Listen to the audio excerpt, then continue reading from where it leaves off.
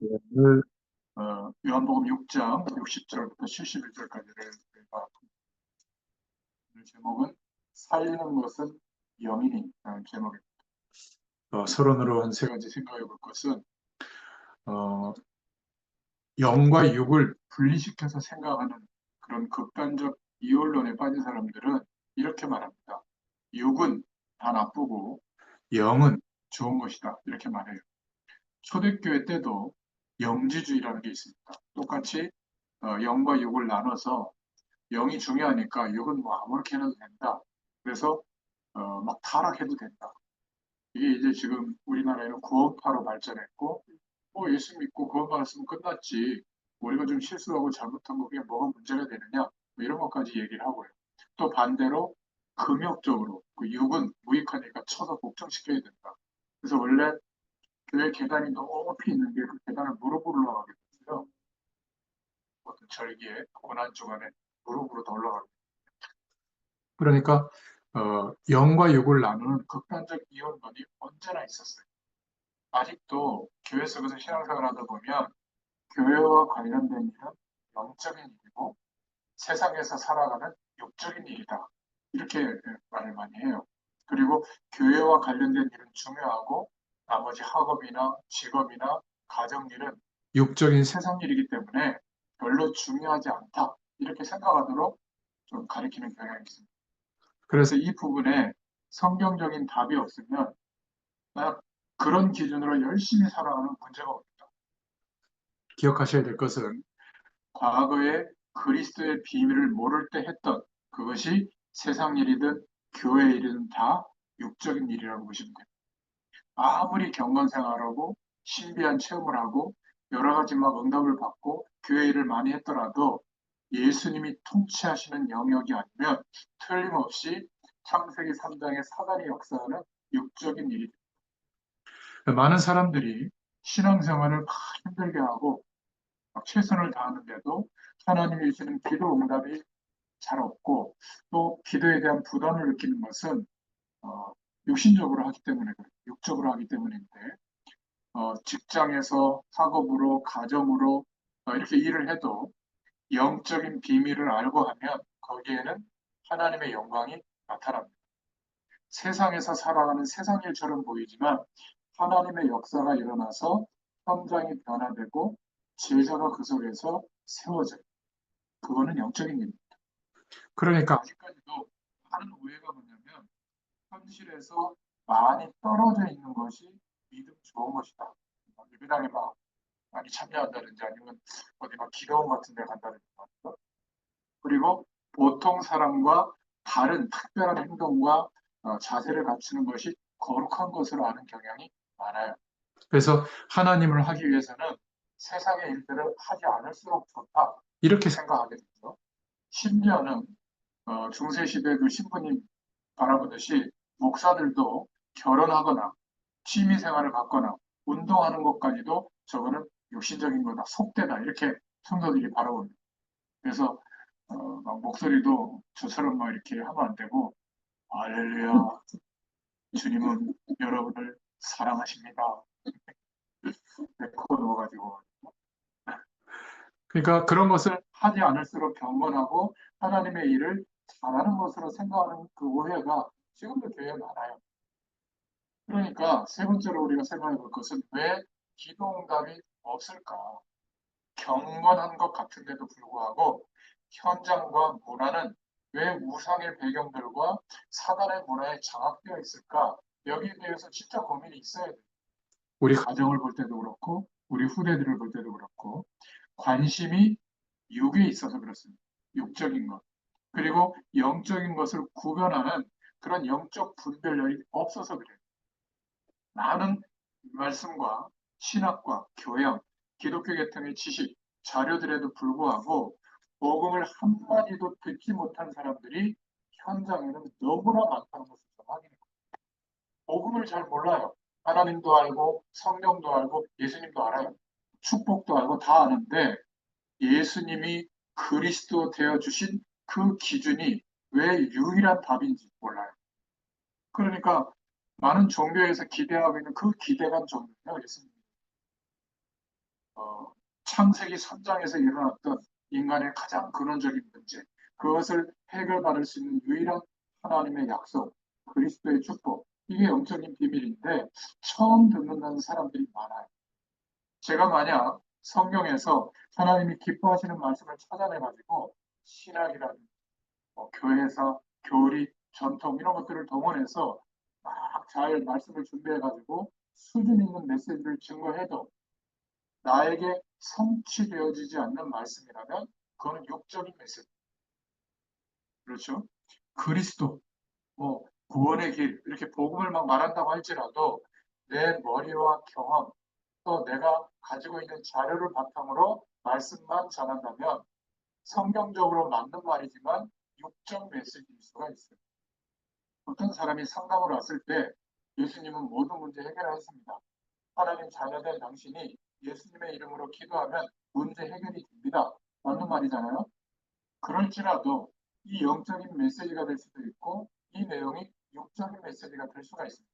왜냐하면 말하는 사람에 따라 영적인 메시지가 될 수 있고 육적인 메시지가 될 수 있는 거예요. 같은 말이지만 사람에 따라 다른 겁니다.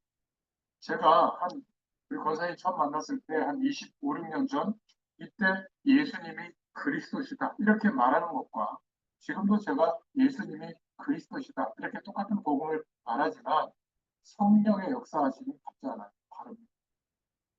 그때는 복음이 아니냐? 맞아요. 지금 제게 깨닫게 하시고 고백한 이 복음은 그때하고 완전히 다른 거예요. 그러니까 머리에서 나온 것은 듣는 사람의 머리까지 전달돼요.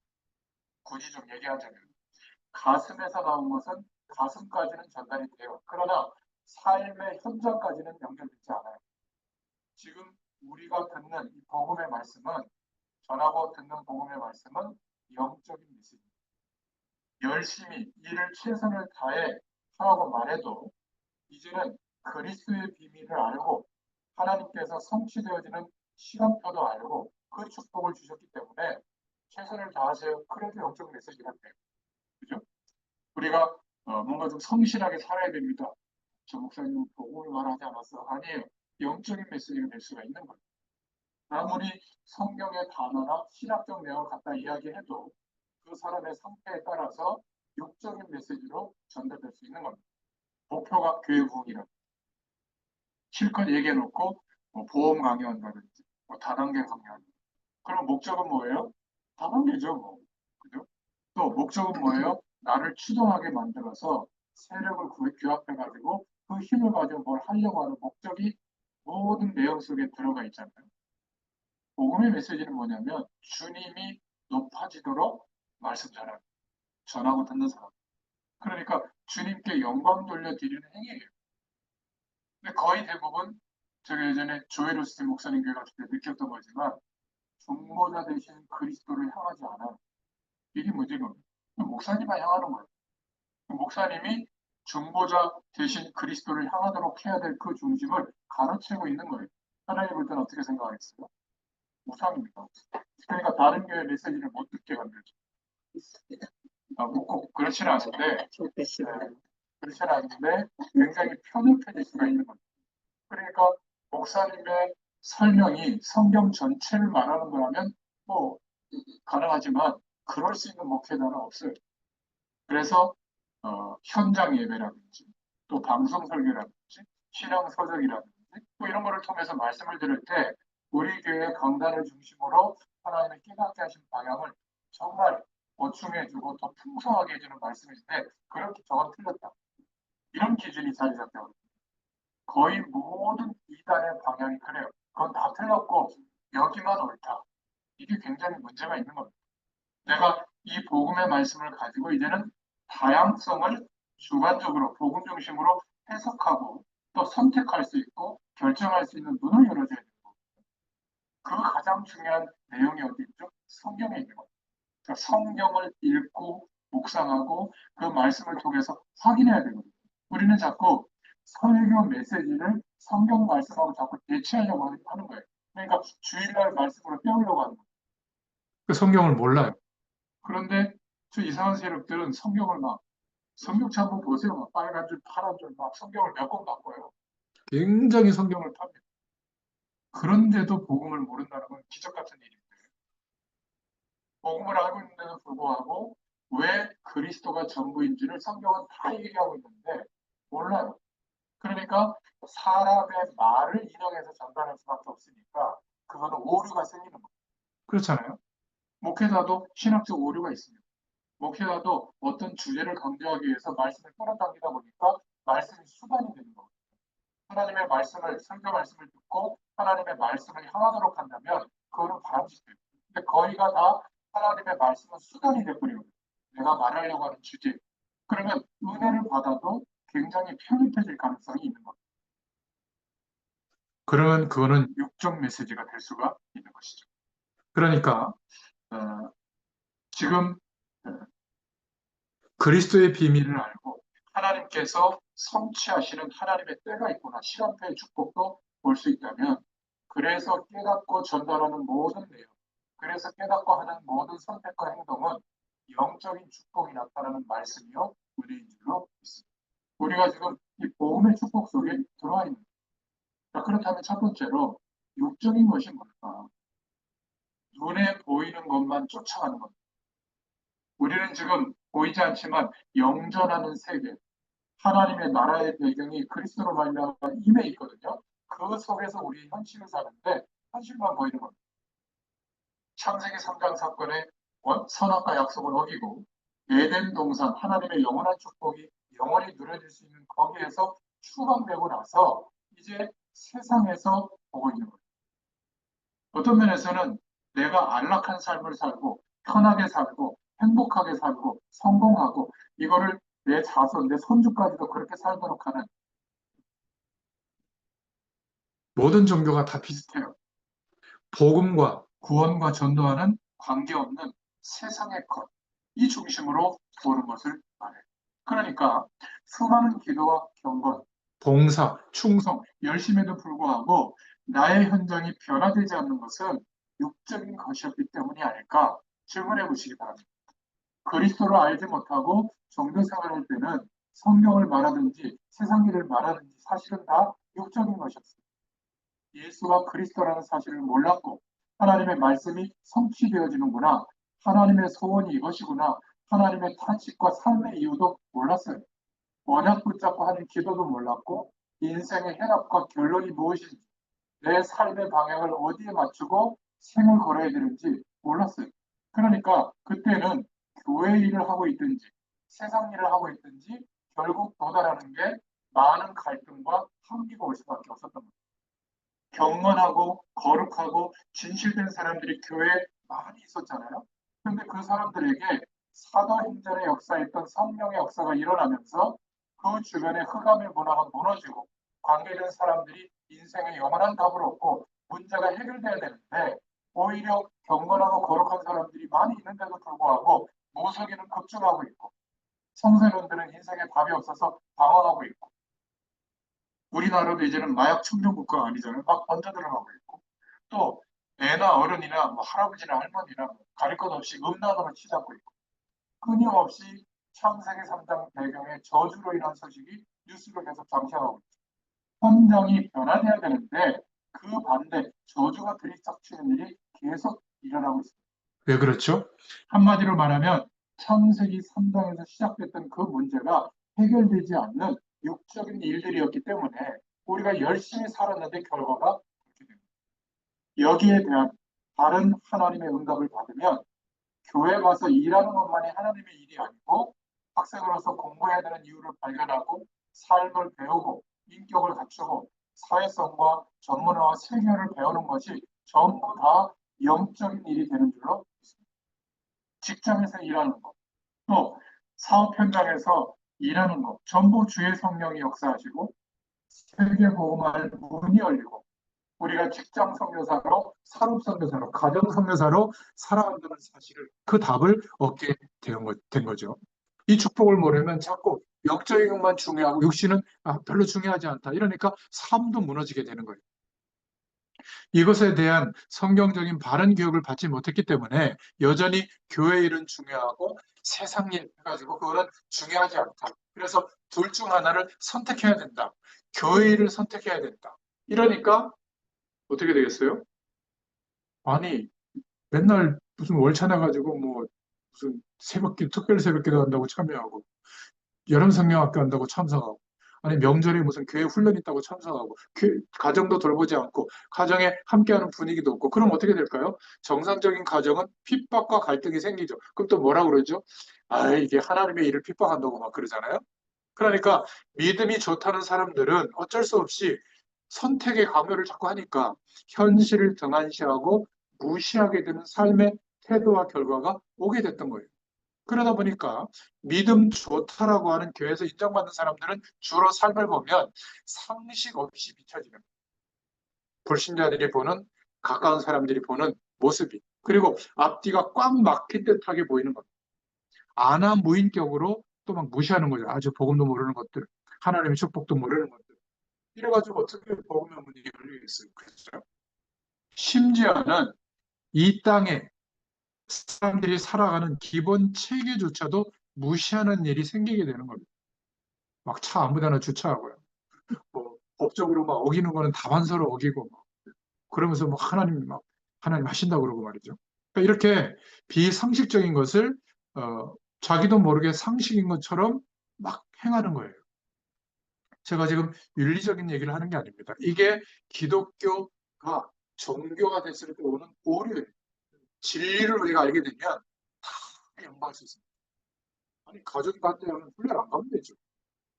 간단한 거 아닙니까? 좋다. 내가 올해는 안 갈게. 대신에 내년에는 보내줘. 이럴 수도 있는 거 아니에요. 근데 그 한 번을 양보를 못해. 그러면 가족은 어떻게 생각할까요?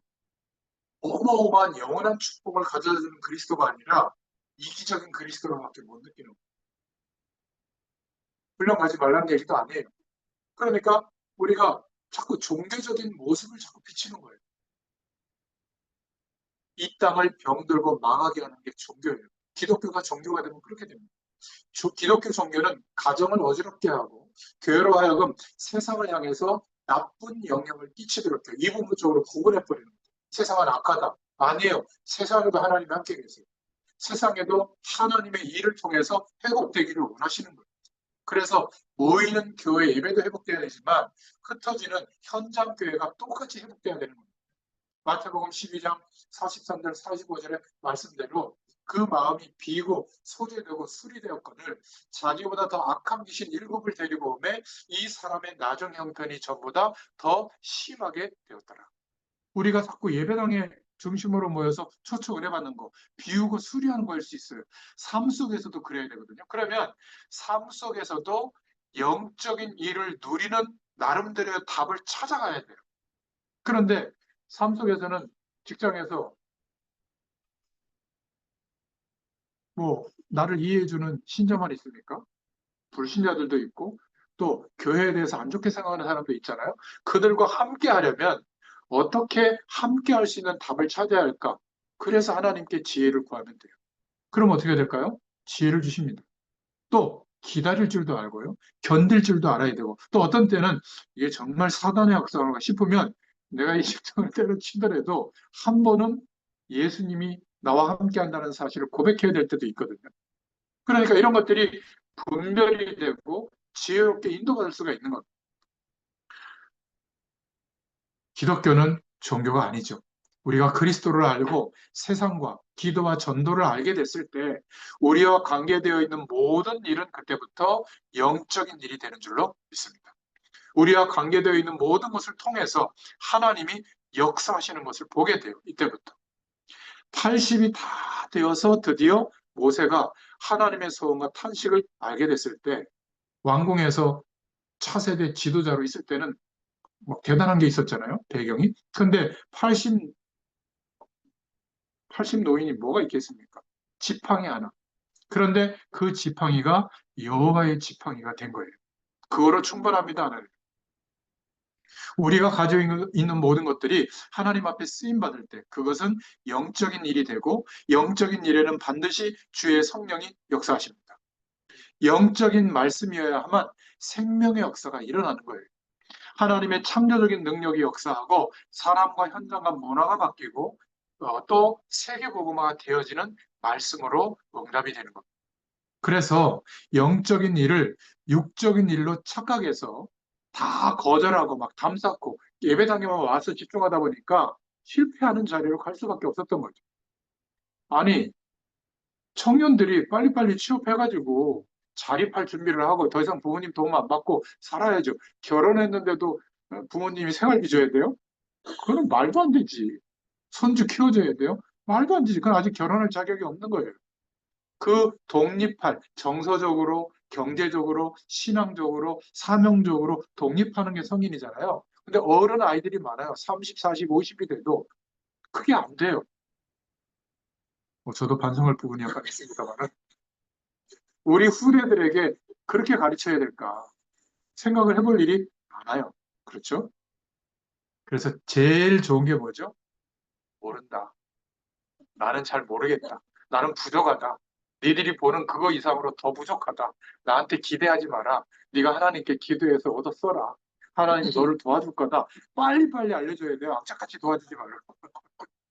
그러다가 나중에 정말 힘들어졌을 때 한 번 이렇게 힘있게 도와줘야 되지. 안 그러면요. 안 도와주면 막 화를 내요. 그렇지 않습니까? 고마운 것도 몰라. 자녀 버리는 겁니다. 이미 살아갈 수 있도록 하나님이 인도하고 있거든요. 그렇지 않습니까? 영적인 일을 육적인 일로 착각해서 실패의 자리로 자꾸 걸어간다. 교회 안에서 아무리 많은 일을 해도 그리스도의 비밀을 모르면 그거는 육적인 일입니다. 스트레스 받잖아요. 비교해서 막 시험 들잖아요. 그거는 육적인 일이에요.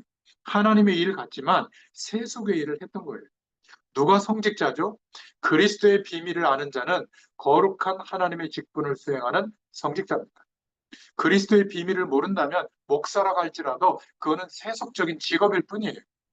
미국이나 유럽의 많은 목회자들이 세속화되고 있잖아요. 직업화되고 있는 것을 우리는 보고 있지 않습니까?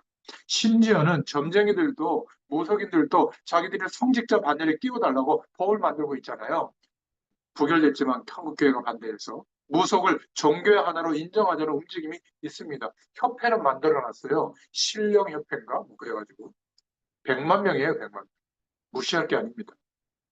귀신 들려서 점치는 것이나 하나님의 말씀을 증거하는 것이나 똑같이 성직이라는 모순이 어디 있겠습니까? 그죠?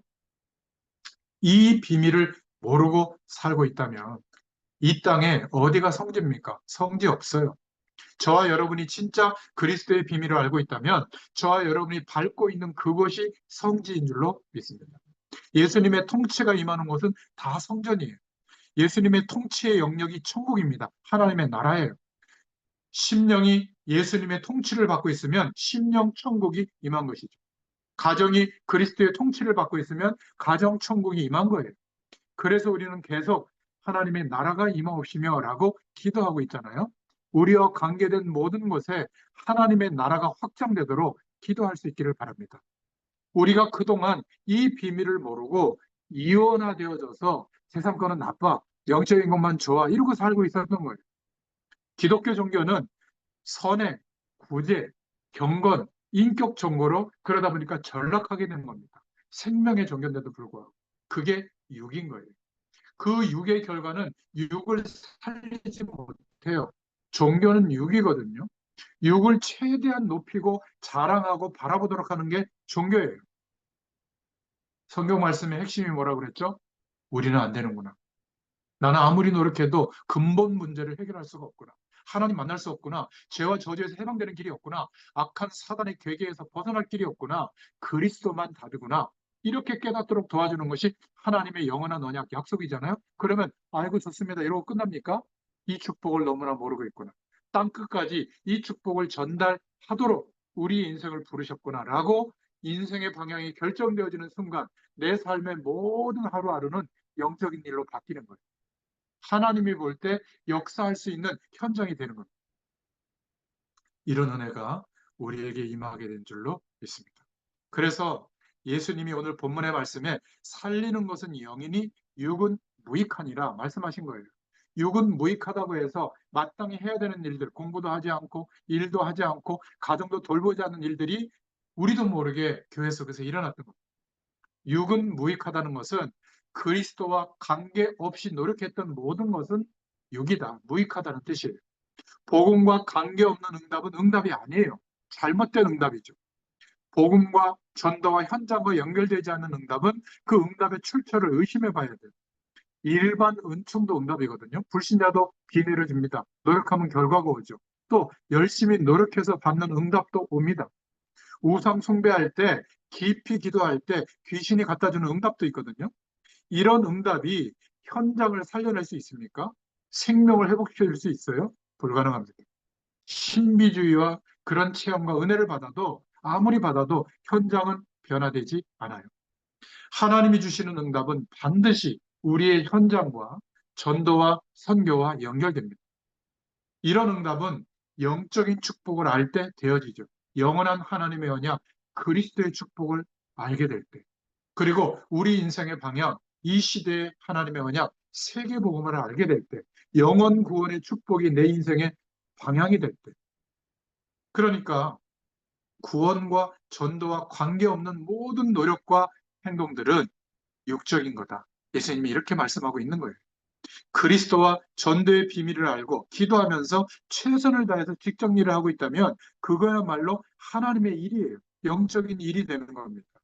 가정주부가 가정을 향하신 계획을 알고 이 가정을 지키고 보호하고 그러기 위해서 기도하고 있다면 그게 최고의 세계복음화는 현장이 될 줄로 믿습니다. 세계복음화의 센터가 되는 거예요. 그 믿음의 배경 속에서 후대들에게 이 언약이 전달되는 일이 벌어지는 거죠. 지금까지 이렇게 많은 오해가 있었던 겁니다. 그럼 두 번째로 영적인 것은 뭘까? 영적인 것은 눈에 보이지 않는데 실제로 누려야 될 축복이에요. 실상입니다. 히브리서 11장의 믿음의 선진들은 눈에 보이지 않았지만 영원한 하나님의 축복을 실상을 붙잡고 인도받았어요. 이 사람에게는 하나님이 응답하시는 증거가 반드시 옵니다. 증인으로 세워지게 될 줄로 믿습니다. 나만 아는 증인이 아니라 나만 아는 증거가 아니라 모든 사람들이 볼 때 하나님이 함께하는 자구나 하나님의 신에 감동된 자구나 이거를 볼 수 있도록 역사하시는 거예요. 이런 사람들은 환경, 허상으로 보이는 그런 보이는 것들, 사람들의 말, 어려움, 문제 속지 않고 하나님이 주는 힘으로 뛰어넘을 수가 있었던 겁니다. 끝까지 견딜 수 있고 변화시킬 수 있는 힘이 있었죠. 그래서 히브리서 11장 38절에 이런 류의 사람은 세상이 감당치 못한다.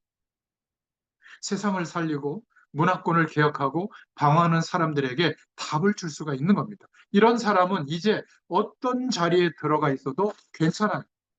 눌리거나 상대적 열등감이 오거나 시달리거나 두렵거나 그렇지 않아요. 이런 은혜가 있기를 바랍니다. 자, 영적인 게 뭐죠? 복음과 관계 있는 것이에요. 구원과 전도와 관계 있는 것이에요. 우리 후대들에게 혼자 하나님을 바라보고 살 수 있는 비밀을 말해줘야 됩니다. 최악의 환경인 것 같지만 하나님을 바라볼 수 있다면 최고의 메시지가 그 속에 있어요. 복음과 관계 있는 일은 전부 하나님의 일이요, 영적인 일입니다. 영적인 일이 뭐죠? 세 번째로 예수님의 통치가 임하고 있는 것은 영적인 일입니다. 구원과 전도를 위해서 기도할 때 예수님의 통치가 임하는 하나님의 나라가 우리에게 임하게 되죠. 건설됩니다. 확장됩니다. 우리 후대들에게 예수님의 통치를 받을 수 있도록 우리 직업이 예수님의 통치를 받을 수 있도록 그 무슨 말이죠? 말씀을 따라 인도받을 수 있는 이 눈을 열어줘야 될 줄로 믿습니다. 영적인 것이 뭘까요? 네 번째로 영적인 사실들입니다. 성령의 역사하심. 지금도 역사하는 천사들의 활동, 지금도 역사하는 사단과 졸개들, 귀신의 속임수들, 이것을 아는 것들이에요. 영적인 사실을 아는 것이 하나님의 일인 줄로 믿습니다. 영적인 비밀을 모르고 기도할 때 성령이 역사하고 계시고 하나님께서 돕고 있는데 천사들을 보내시는데 몰라요. 그러니까 눈에 보이는 것만 보는 거죠. 어떤 교육학 박사님이 그랬대잖아요. 자기 손주가 교회 가니까 따라가 본 거예요. 근데 100여 명의 애들이 모여 있는데 막 팔먹으라고 그렇잖아요. 옛날 뭐 큰 교회야 뭐 시설이 달려 있지만 일부 예배 드리는 시간에 어디 구층에서 모아서 하잖아요. 한 20명 교사들이 빡빡 소리 지르고 막 기겁을 하고 이게 무슨 교회고 무슨 교육이 되겠냐. 그 사람은 아무리 공부해도 알 수가 없죠. 그 이상한 교육, 그 환경에서 아무 인물이 나오지 않을 줄 알았는데 우리나라가 위기에 처할 때마다 교회사를 보세요. 그 교회의 배경 속에서 하나님의 일꾼들이 나왔다는 거예요. 순교자들이 교회 속에서 나왔어요. 세상 교육 속에서 나오지 않았습니다. 그리고 나라의 위기 때 지도자로 섰던 인물들이 교회 배경 속에서 나온 거예요. 왜 그렇죠? 성령께서 역사하고 있다는 것을 알 수가 없죠. 이 눈이 열려져야 될 줄로 믿습니다. 아무리 기도 많이 해도 이런 사실을 모르면 그 기도는 육적 기도로 머무는 거예요. 빨리 언제 응답해 주시려고 하느냐.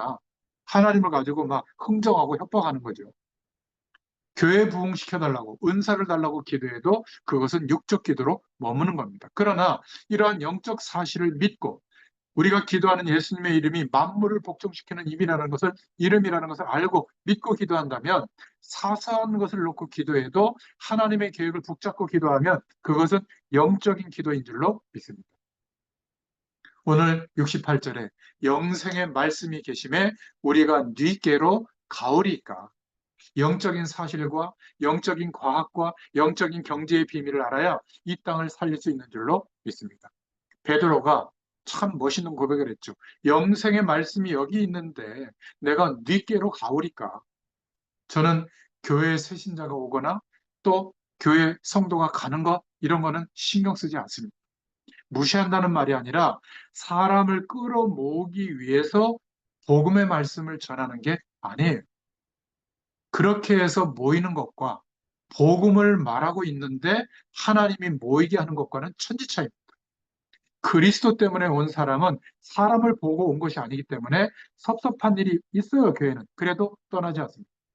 사람 모으려고 인본지를 쓰거나 할 필요가 없는 것이죠. 그렇지 않습니까?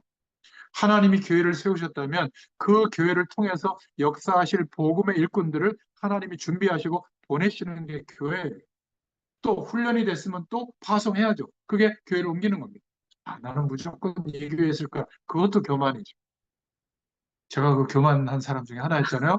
30년 동안 있으면서 그렇게 옮기는 사람 보고 막 그랬는데 저도 어느 날 하나님이 막 감권적으로 막 몰아붙이니까 한 달 만에 막 교회를 회개를 많이 했습니다. 그리스도의 복음 때문에 온 것이라면 흔들리지 않을 줄로 믿습니다. 여기에 주의 종들이 답이 있으면 관심이 복음에 가게 돼 있어요.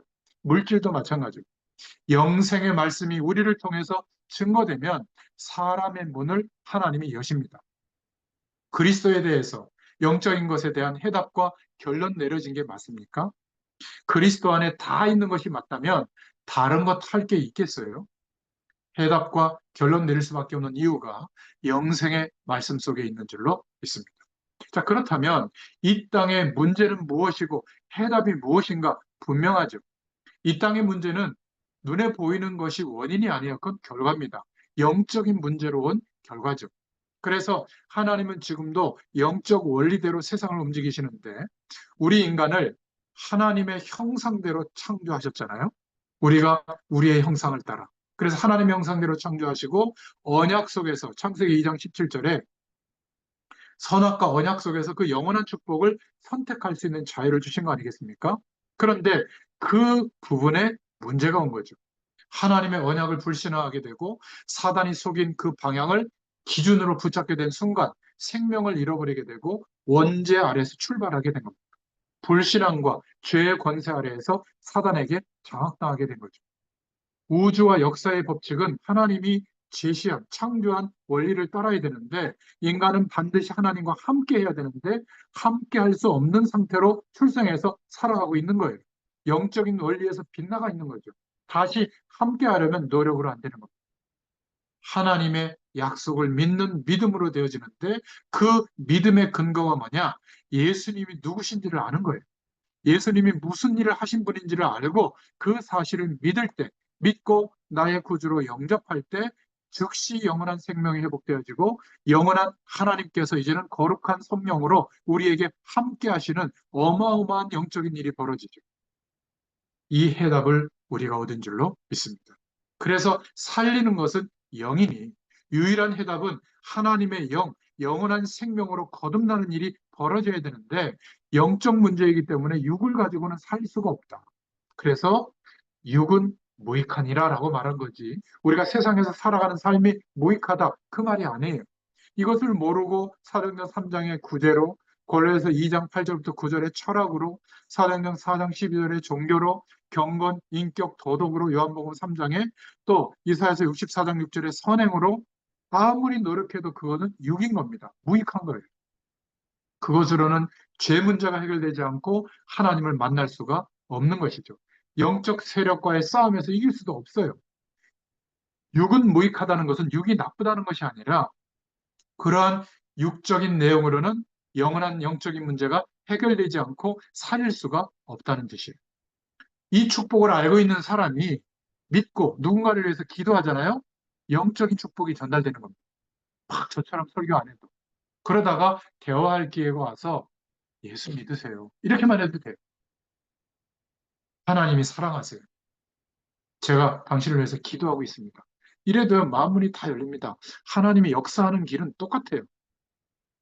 구원의 길을 막 읽고 쓰고 해가지고 막 그거를 딸딸딸 외워가지고 5분, 10분 막 1년, 아니 1시간 막 이렇게 풍부하게 막 그거는 강사가 된 거죠. 구원의 길 설명하는.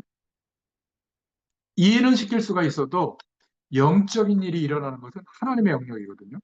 그러니까 우리가 이 사실을 알고 믿고 있다면 어떤 방법이든지 영의 일이 되는 줄로 믿습니다.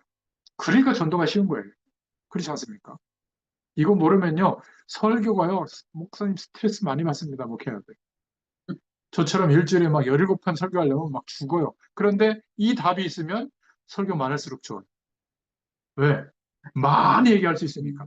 하나님 나라의 비밀이 얼마나 많은데, 한 달 동안 체험한 게, 그거를 설명할 수 있는 성경이 이렇게 다양하니까 얼마나 좋은지 모르겠어요. 한 군데 또 저 연결해 줘 보세요. 가서 내가 전하는지 안 되는지. 또 전할 겁니다. 그게 기뻐요. 그런데 이 하나님 나라의 비밀이 체험되지 않으면 말씀을 준비해야 되는 거예요. 이것처럼 고역이 없는 겁니다. 그럼 명설교를 또 준비해야 되잖아요. 잘 보이려면. 스트레스 받는 거죠. 그렇게 전했는데 안 믿네? 그럼 어떻게 해요? 막 이제는 막 열받으니까 막 이제 막 공격이 나가는 거죠. 그래서 그런 겁니다. 목사님이 그렇구나. 이해하고 기도해 주시면 돼요. 그러니까 구제가 좋은 것이지만 성전 미문에 40년 동안 운명처럼 와 있던 문제, 안진뱅이도 문제지만 죄와 사망의 법 아래 있던 그 문제는 그대로 있는 거예요. 구제해도. 철학은 좋은 것이지만 헛된 속임수라고 말하잖아요. 세상 학문이 중요하지만 하나님을 경외할 수 있는 상태가 된 것이 지혜와 지식의 근본이다. 세상 학문은 그런 면에서 초등학문 수준이다. 아무리 뛰어나도. 종교가 좋은 일을 많이 하지만 그 종교로는 구원을 얻을 수가 없는 겁니다. 경건과 인격과 도덕 이런 삶이 언약 안으로 들어와야 될 줄로 믿습니다. 언약 안으로 들어온 것은 육적인 일 같지만 영적인 일이다. 언약 밖에 갔은 굉장히 훌륭하고 도덕적이고 영적인 것 같지만 육적인 일이다. 이게 이제는 분별이 될 겁니다. 그러면 네 번째로 영적인 비밀들을 알게 돼요. 고린도서 2장 10절, 에베소서 1장 17절에 보면 성령께서 은혜로 주신 것들을 알게 됩니다. 에베소 1장 17절에 지혜와 계시의 정신을 달라고 기도하게 되고 그리스도의 비밀을 알게 해달라고 말씀을 깨달을 수 있게 해달라고 기도하면 영적인 말씀으로 들리게 돼요. 만약 영원한 하나님의 축복으로 성령과 지혜와 계시의 정신으로 하나님의 은혜로 들리지 않으면 이 말씀은요 걸림이 되는 겁니다. 그러니까 뭐라고 말하죠? 오늘 본문에 6장 60절에 이 말씀은 어렵도다. 누가 들을 수 있느냐? 그렇게 말하지 않습니까? 그죠? 제자들이 하물며. 그러니까 6장 61절에 이 말이 너희에게 걸림이 되느냐? 생명의 말씀인데도 6장 69절에 우리가 주는 하나님의 거룩하신 자인 줄 믿고 알았사옵나이다. 이렇게 고백하지 않습니까? 그러니까 이 제자들조차도 이런 영적인 비밀들이 혼재되어 있다 보니까 육은 무익하다. 하나님의 말씀은 하나님의 축복은 영적이다. 이러니까 이렇게 뭐 갈라서 또 생각하고 있는 거죠. 6장 63절에 내가 너희에게 이른 말이 영이요 생명이니라. 골로새 1장 27절, 2장 2절에 그리스도가 바로 하나님의 비밀인 줄로 믿습니다. 예수님에 대해서 바르게 아는 것이 하나님의 은혜요, 영적인 비밀을 아는 거예요. 이 영적인 비밀을 아는 것이 우리에게 힘이고, 이 힘이 있을 때 우리의 수준과 한계를 뛰어넘을 수가 있는 겁니다. 그리스도가 하나님의 비밀이라고 골로새 1장 20절에 말씀하시죠. 예수는 그리스도시구나. 이렇게 아는 것이 하나님의 비밀을 아는 겁니다. 6장 63절에 내가 너희에게 이른 말이 영이요 생명이다. 주님이 말씀하셨죠. 하나님의 말씀은 영이요 생명입니다. 이 영적인 비밀을 알고 이러한 축복을 받기를 살아계신 주 예수님의 이름으로 축원합니다. 오늘 말씀을 한번 잘 곱씹어 보시고 하나님 앞에 묵상하시면서 기도해 보세요. 내가 지금까지 너무나 극단적 이원론으로 보지는 않았는가? 아니면 이게 혼재되어 있기 때문에 분명하게 구분되지 않은 상태로 또 흐리멍텅하게 살아오진 않았는가? 이제는 말씀 앞에서 분명히 분별이 되고 또 어떤 축복 속에 우리가 인도받아야 될지를 알게 되도록 성령께서 인도하실 줄로 믿습니다. 이 은혜가 있기를 축원합니다. 하나님 감사합니다. 오늘도 요한복음의 말씀을 통하여 하나님의 비밀인 그리스도를 깨닫게 하시고 하나님의 말씀은 영이요 생명인 것을 확인하게 해주셔서 감사합니다. 이 축복의 비밀을 가지고 우리의 모든 삶이 하나님의 영광을 드러내는 영적인 일이 되도록 하나님께서 역사하심을 믿습니다.